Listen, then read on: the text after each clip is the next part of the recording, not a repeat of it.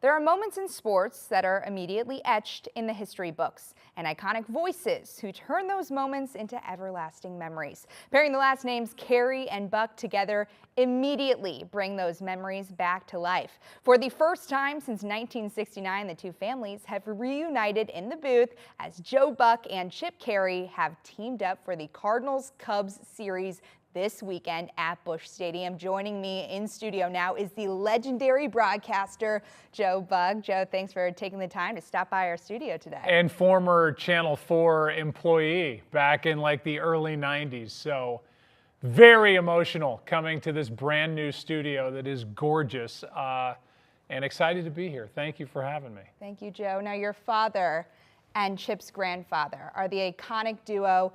They built Cardinals Nation for a lot of people in this area. This is your hometown. What does it mean to you reflecting on the fact that you're going to be bringing those names back to the Cardinals booth? Yeah, I think that's the cool part, and it's why Chip and I wanted to do it, is that his grandfather, my dad, are synonymous with so many different generations of Cardinal fans, Cardinal players.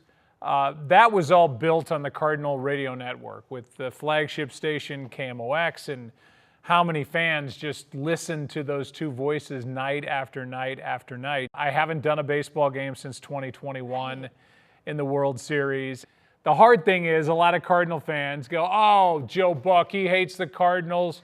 But I get it from Red Sox fans and Yankee fans and whatever, because you have to call both sides being excited. And so now I can be happy when the Cardinals hit a home run, and I can be sad if the Cubs hit a home run, and make all those doubters know that the Cardinals are a part of my DNA. You can show your fandom finally in the it's Valley nice. booth. Fabulous. Yes. Now, Joe, these two names, Harry and Jack, like I said, are the iconic duo for Cardinals baseball. Do you have many memories? I'm sure you do have so many memories of the two of them together.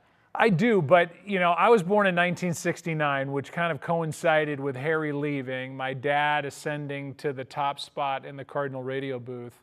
And then I got to know or see those two together when they were obviously older men. Mm-hmm. And you know, I've told the story a couple times this week, but when my dad came to the Cardinals, came to St. Louis in the 50s, Harry was the lead guy, and my dad was the second banana, so to speak, and Harry let my dad know that Harry was the lead guy. So there was, I'm not going to say they were enemies, but there was a little bit of friction there. So by the time I got to see them, and Harry was now established in Chicago, my dad was the guy in St. Louis, to see them be friends and just love to be together, make each other laugh, was just awesome. So, I mean, Harry was larger than life. My dad was in his own way, and two of the greatest to ever do it. So Chip and I are lucky we get to carry that name forward, and you know, for Cardinal fans, they're very special names. This is your return to baseball. You haven't done it in quite a few years.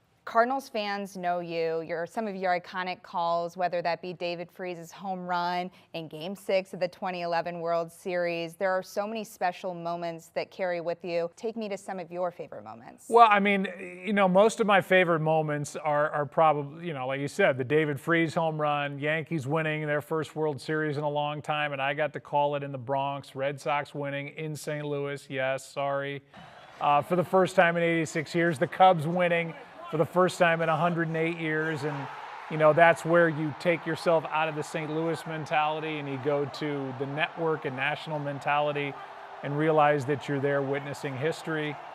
There's a lot of that stuff, but I can go back and I can remember moments when I was the Cardinals announcer with Mark Whitten hitting like 25 home runs over a doubleheader, and Ray Langford bowling over Darren Dalton at the plate and my voice cracking because I was young. I was like 21, and screeching like Peter Brady calling the Cardinals winning this extra inning game against the Phillies. I mean, there are, you know, moments that are indelible in my mind. Mark McGwire hitting home run number 62 and getting to call that on national TV with my dad in the booth next door.